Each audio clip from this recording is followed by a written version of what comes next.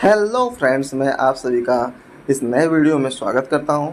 इसके पहले हमने फिजिक्स यानी फिजिकल साइंस के 3 लेसन प्लान बना चुके हैं। अगर आप नहीं देखे हैं तो चैनल पर जा कर के ज़रूर देख लें। प्लीज़ अगर आपको यह वीडियो अच्छी लगे तो लाइक ज़रूर कर दीजिएगा और दोस्तों के साथ शेयर कर दीजिएगा। और अगर चैनल को सब्सक्राइब नहीं किए हैं तो प्लीज़ चैनल को सब्सक्राइब कर दीजिएगा। अगर आपको कुछ बताना होगा या तो फिर कोई रिक्वेस्ट होगा तो कमेंट करके ज़रूर बताइएगा। चलिए वीडियो को स्टार्ट करते हैं और देखते हैं किस तरह से आज हम इस लेसन प्लान को कंप्लीट करते हैं। तो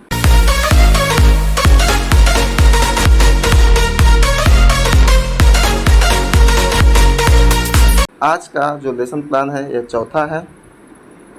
इसमें जो होता है, सबसे पहले हम विद्यालय का नाम लिखेंगे जिस विद्यालय में हमको मिलता है जो टीचिंग करने के लिए, उस विद्यालय का नाम लिखेंगे। यहाँ पर दिनांक लिखेंगे, यहाँ पर कक्षा लिखेंगे। यह कक्षा 8 के लिए या 7 के लिए, दोनों के लिए उपयोगी है।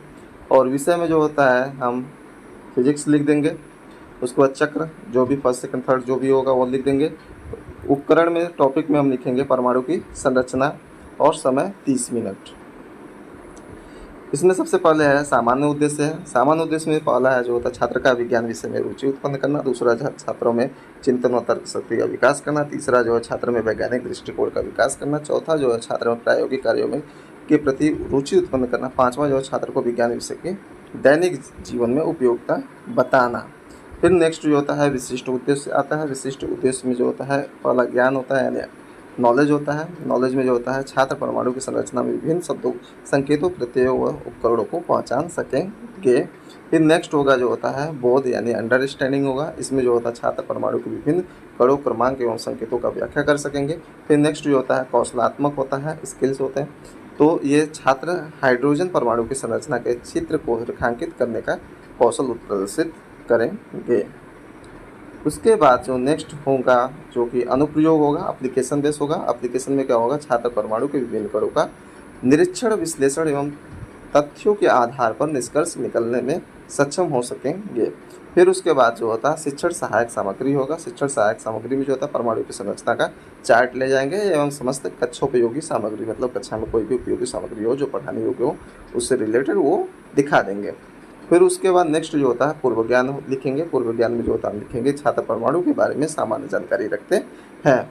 फिर उसके बाद जो होता है प्रस्तावना प्रश्न यानी कि इंट्रोडक्टरी क्वेश्चन जो कि हम पूछेंगे बच्चों से। इसमें क्रम संख्या होगा, छात्राध्यापक क्रिया होगा, छात्र क्रिया होगा।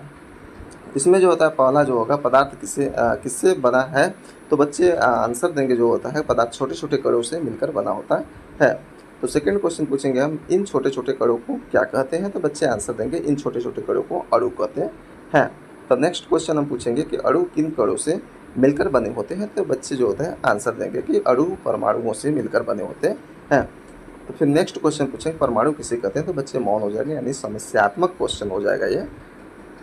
तो फिर उसके बाद नेक्स्ट जो होगा हम उद्देश्य कथन लिखेंगे। उद्देश्य कथन में क्या लिखेंगे, छात्र आज हम परमाणु की संरचना के विषय में के बारे में जो होता है विस्तार पूर्वक अध्ययन करेंगे।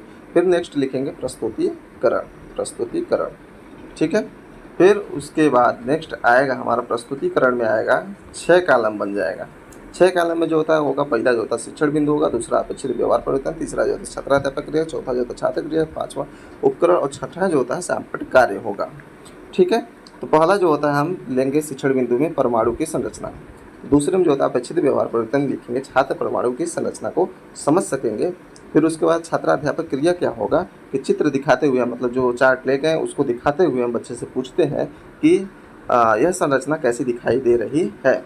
तो बच्चे जो है आंसर देंगे कि बड़ी व गोल दिखाई दे रही है। यह आगमन विधि हो जाएगा। ठीक है। क्योंकि हम क्या आगमन विधि मतलब वही होता है कि हम कोई जो होता है कि एग्जाम्पल से हम किसी नियम की तरफ जा रहे हैं। ठीक है। तो फिर हम नीचे पूछेंगे बच्चे से कि इस गोल आकृति के केंद्रक कहते हैं, मतलब इस गोल आकृति को जो होता है केंद्रक कहते हैं। परमाणु को गोल संरचना के रूप में मान सकते हैं। परमाणु के मध्य में स्थित गोल संरचना नाभिक कहलाती है और नाभिक में न्यूट्रॉन तथा प्रोटॉन पाए जाते हैं। तो छात्र इसको ध्यानपूर्वक सुनेंगे। ठीक है। फिर उसके नीचे हम नेक्स्ट का उसको डिटेल में बताते रहेंगे कि नाभिक में न्यूट्रॉन तथा प्रोटॉन पाए जाते हैं। उसके बाद हम एक एक को डिस्क्राइब कर जाएंगे, मतलब कि एक एक को डिस्क्राइब करेंगे। तो उसमें जो होता है पहला जो होगा इलेक्ट्रॉन। इलेक्ट्रॉन जो होता है, इलेक्ट्रॉन परमाणु के कक्ष में पाए जाते हैं। इलेक्ट्रॉन पर ऋणात्मक आवेश होता है। दूसरा जो होगा प्रोटॉन होगा। प्रोटॉन जो होता है परमाणु के नाभिक में पाए जाते हैं। प्रोटॉन एक धनावेश पाया जाता है। फिर उसके बाद न्यूट्रॉन जो होगा, न्यूट्रॉन परमाणु के नाभिक में पाए जाते हैं। इस पर कोई आवेश नहीं होता है, अर्थात उदासीन होता है। इसके बाद हम यहाँ पे एक क्या सैंपल कार्य में हम बच्चों को बता कर वहाँ मतलब कि फिगर जो पिक्चर जो हम चार्ट पे ले जाते हैं जो बना करके वहाँ पे शो करेंगे, यानी कि सैंपल पे भी बना देंगे एक तरह से हम। तो उसमें नाभिक में जो होता है न्यूट्रॉन और प्रोटॉन दिखा देंगे और बाकी जो बाहर जो होता है वो इलेक्ट्रॉन को शो कर देंगे।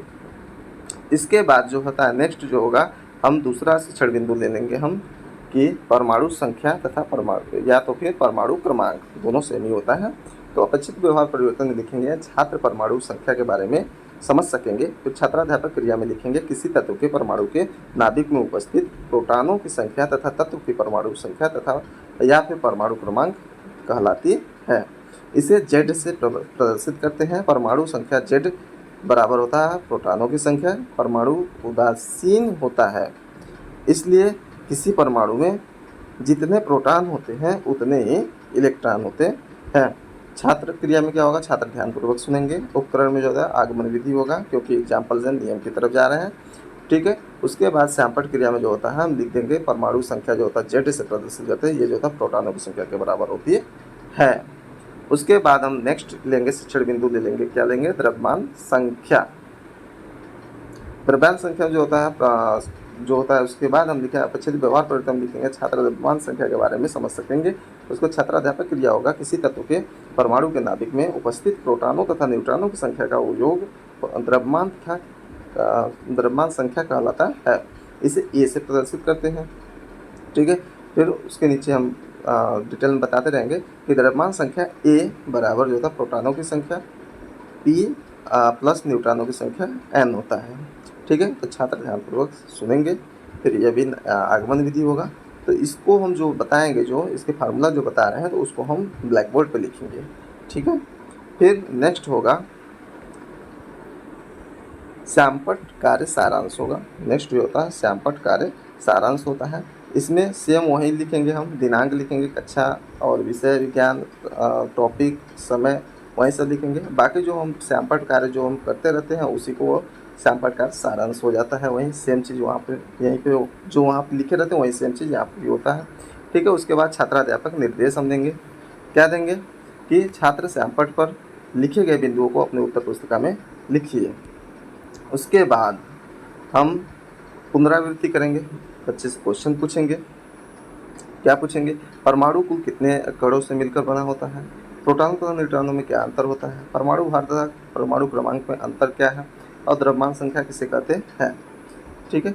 इसके बाद हम नेक्स्ट पूछेंगे, मतलब नेक्स्ट जो है गृह कार्य देंगे बच्चों को कर के लिए कि इलेक्ट्रॉन, प्रोटॉन तथा न्यूट्रॉन की विशेषताएं बताइए।